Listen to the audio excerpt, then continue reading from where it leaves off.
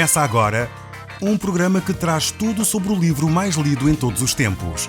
Apresentamos O Som do Livro.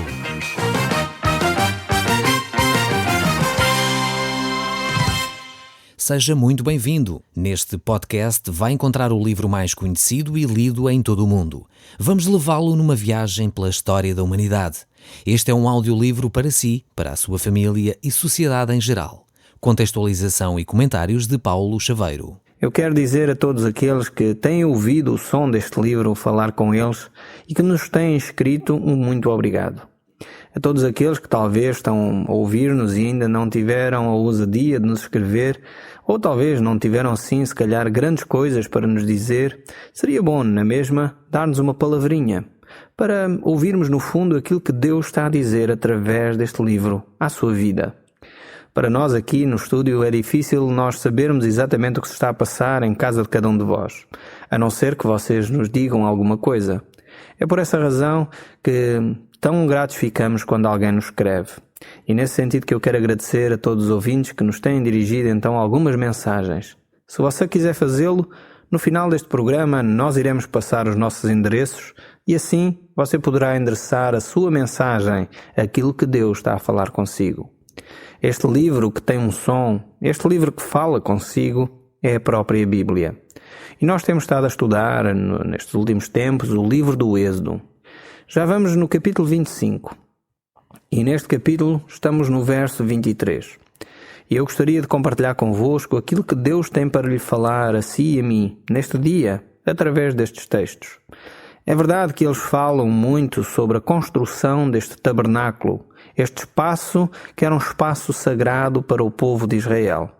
Mas mesmo assim, ele tem algo para nos dizer, a nós, cidadãos do século XXI, a nós que já não nos regemos por este tabernáculo, já não necessitamos dele de uma forma física, pois temos a pessoa de Jesus Cristo para nos conduzir.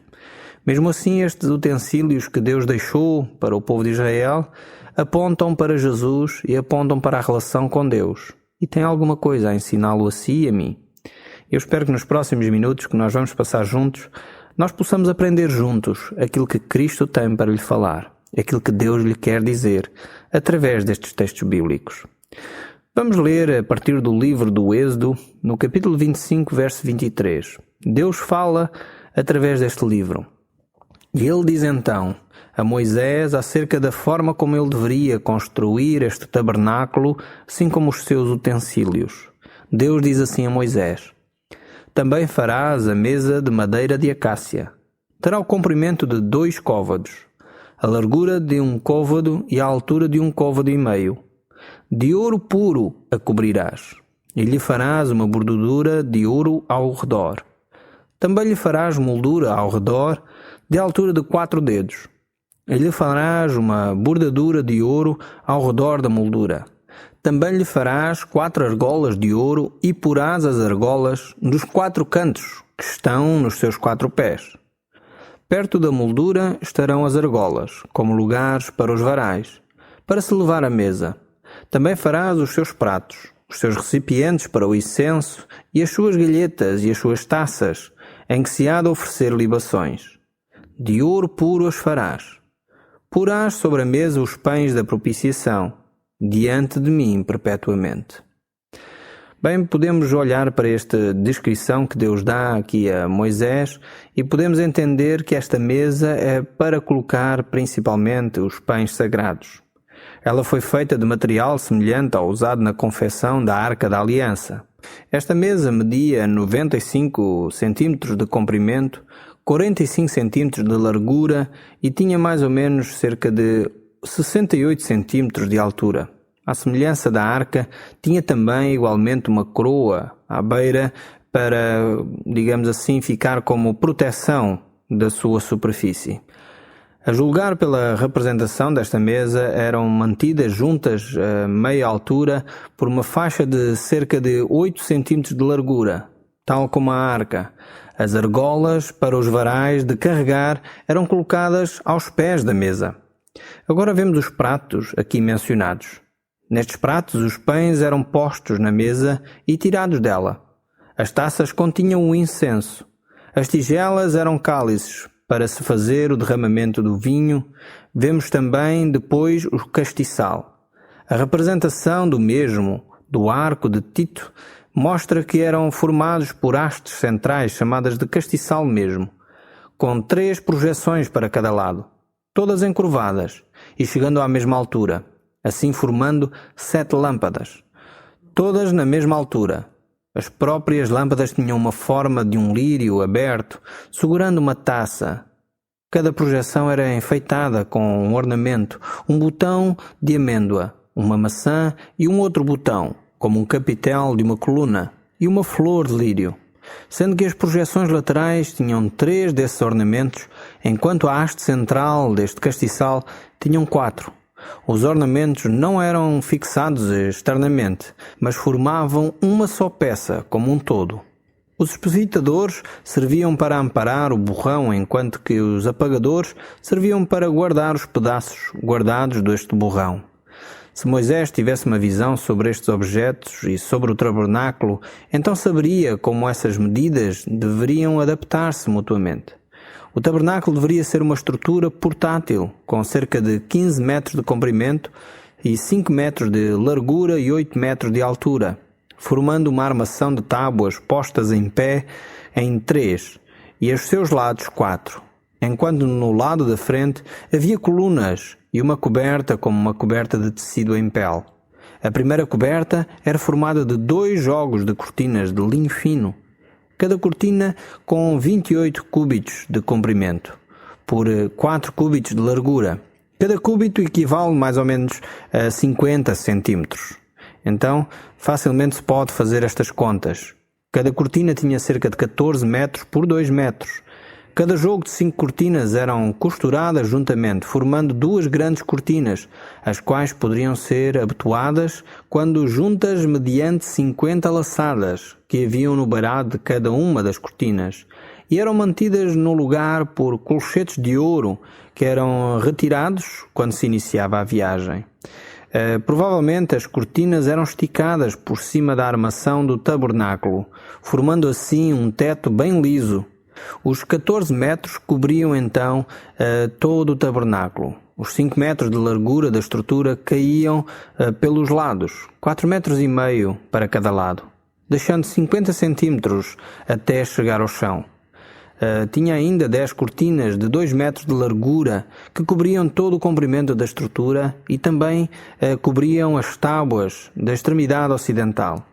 Estas cortinas eram feitas de linho fino, com fios torcidos em 3 cores, bordadas por habilidosos operários com um modelo de querubins. A segunda camada da cobertura consistia de cortinas de pelo de cabra, tecidos, sendo que um dos jogos consistia de 5 cortinas, enquanto o outro consistia de 6 outras cortinas, reunidas de uma maneira que, como as cortinas de linho, mas em vez de colchetes de ouro, elas tinham colchetes de cobre para as prender. Tinha ainda 1 metro a mais de comprimento que as cortinas de linho. Ultrapassariam essas e protegiam as tábuas até ao chão.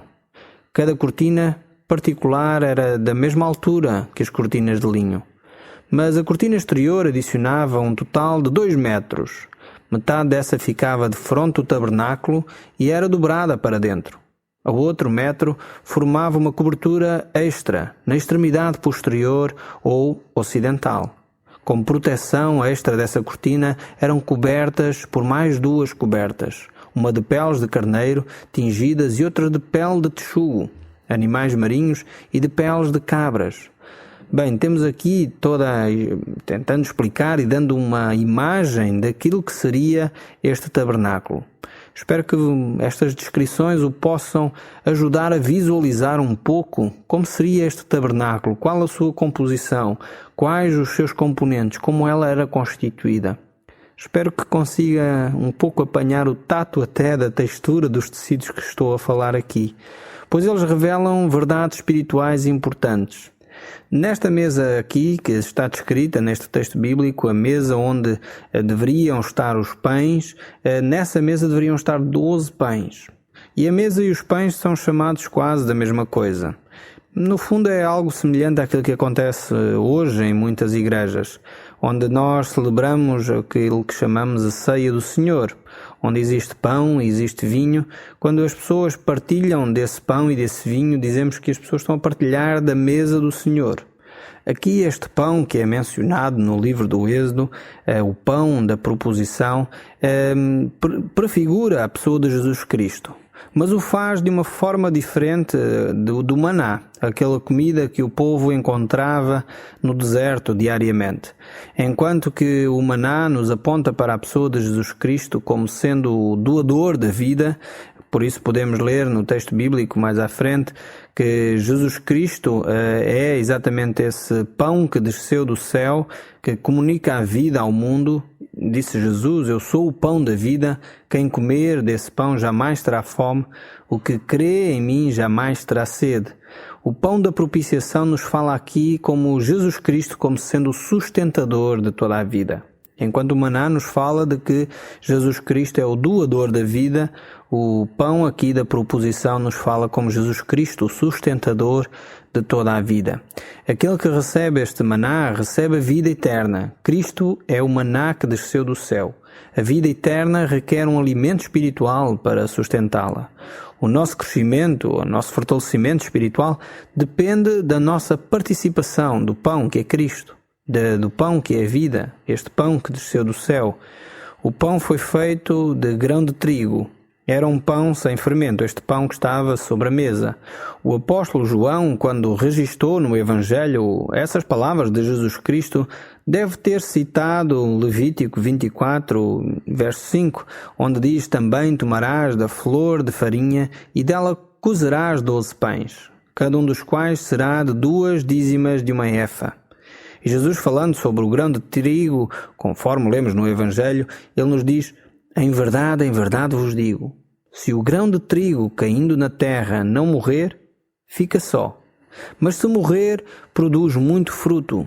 Jesus aqui está a falar da caminhada para a cruz. Após falar sobre o trigo que precisa morrer para poder nascer e frutificar, Jesus ainda disse: agora está angustiada a minha alma. E que direi eu? Pai, salva-me desta hora? Mas precisamente com este propósito vim para esta hora. Pai, glorifica o teu nome. Então veio uma voz do céu que dizia: eu já o glorifiquei e ainda o glorificarei. Jesus estava sendo levado para o fogo do sofrimento e do julgamento.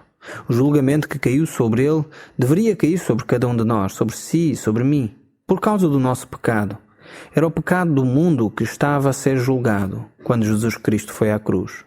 Em vez do julgamento cair sobre cada um de nós, o julgamento caiu sobre Jesus Cristo.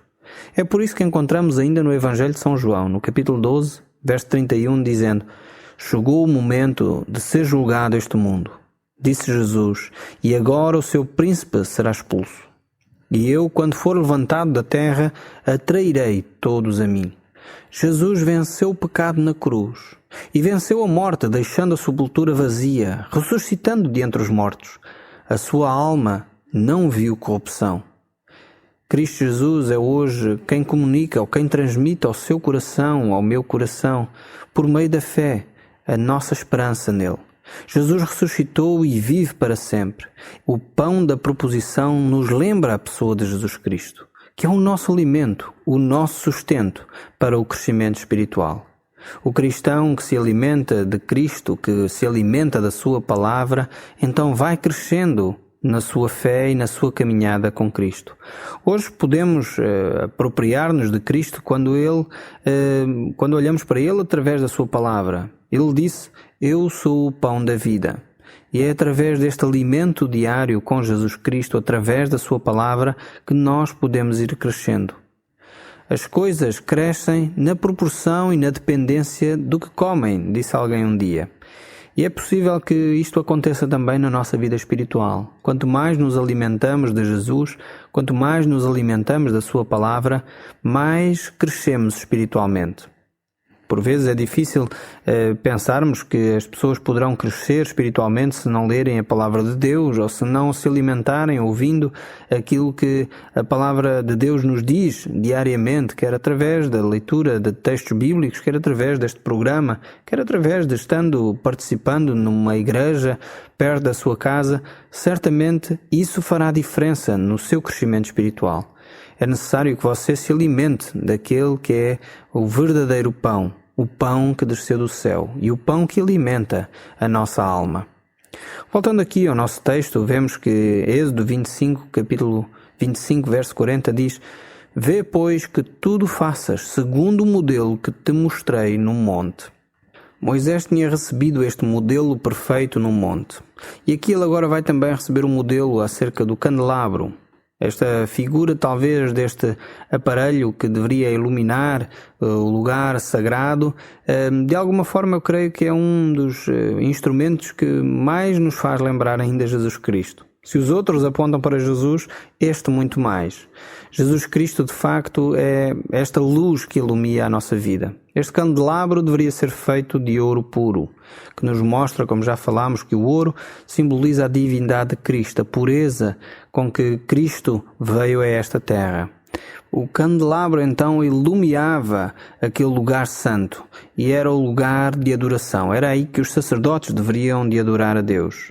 Jesus Cristo, quando esteve no nosso meio, ele disse: Eu sou a luz do mundo. E noutra ocasião Jesus ainda disse: Vós sois a luz do mundo. Todos nós, cristãos, devemos ser adoradores e de alguma forma seremos luzes que iluminam esse lugar santo. Não importa onde nos encontramos nesta hora. Estamos todos unidos em adoração a Deus.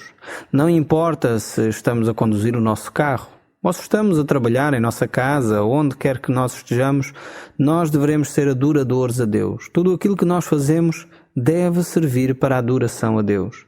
Através daquilo que nós somos, através daquilo que nós fazemos ou dizemos, isso deve ser um ato de serviço a Deus, deve ser um ato de adoração a Deus. E se não for, então de facto é inútil aquilo que estamos a fazer. Todas as nossas ações devem de alguma maneira contribuir para a adoração e glorificação do nome de Deus.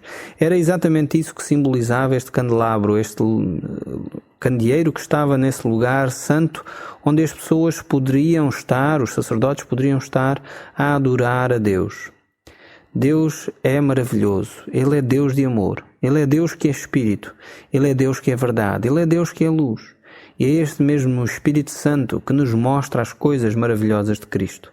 Da mesma forma como estas lâmpadas revelavam a beleza daquele lugar santo, daquele lugar em que os sacerdotes poderiam adorar a Deus, assim também o Espírito Santo nos revela a pessoa de Jesus Cristo, para nós podermos adorar. Nós agora estamos a entrar no capítulo 26 e temos aqui algumas cortinas de linho. Queremos dar apenas algumas palavras sobre elas. Estas cortinas constituíam, digamos assim, a estrutura externa do tabernáculo. Protegiam-no quer das intempéries, em termos externos, mas também haviam várias camadas de cortinas para, digamos assim, forrar o seu interior. E estas cortinas de linho estavam no seu interior. O tabernáculo continha 4 cobertas. As primeiras eram cobertas de linho que cobriam todo o tabernáculo. Ela se estendia sobre o tabernáculo, porém as pontas, em parte alguma, poderiam tocar o chão. Não era permitido que elas tocassem o chão. A segunda era de pele de cabra, como diz o texto no verso 1 deste capítulo 26. Farás o tabernáculo que terá 10 cortinas, de linho retorcido, estofo azul, púrpura e carmesim. Com querubins as farás de obra de artista. E o verso 7 diz: E farás também de pelos de cabra cortinas para servirem de tenda sobre o tabernáculo. 11 cortinas os farás. Já temos falado sobre estas cortinas, mas devemos salientar um ponto realmente importante, parece quase insignificante, mas estas cortinas que estão ligadas com esses colchetes feitos de ouro e de prata, este ouro, como já disse várias vezes, identifica a divindade de Jesus, e a prata fala-nos de uma nova libertação. Ora, então nós podemos olhar para este tabernáculo e identificar então estes elementos que nos mostram a liberdade que há na pessoa de Jesus Cristo. Antes de nos encontrarmos com Cristo, nós de alguma forma estávamos escravos de nós próprios, escravos do nosso pecado. Não tínhamos liberdade porque muitas vezes a nossa consciência nos acusava de coisas que fazíamos. Mas quando Cristo vem à nossa vida, Ele vem para nos dar a liberdade. Somos homens verdadeiramente livres. Foi exatamente para isso que Jesus Cristo veio, para que nós pudéssemos experimentar a liberdade que há através do sangue de Jesus Cristo. Este tabernáculo era este lugar de adoração, que os sacerdotes se reuniam para poder adorar e verdadeiramente de uma forma livre, ter comunhão com Deus. E é isso que este texto bíblico aqui nos fala acerca deste lugar. Este tabernáculo que deveria ser constituído pelas mãos de artista com uma obra altamente bem feita, ele simbolizava a liberdade que cada um de nós deve ter ao se relacionar com Jesus Cristo. E é esta a mensagem de Jesus. É que Ele veio para trazer liberdade, quer a si, quer a mim. Uma liberdade de relação com Deus, uma liberdade do nosso dia-a-dia, da nossa vivência diária. E é isso que Ele quer fazer consigo. Estas cortinas, estes artefactos que nós temos vindo aqui a passar por eles e comentando, alguns deles mostram a beleza de Deus, mostram a santidade de Deus, como Deus é perfeito naquilo que Ele faz.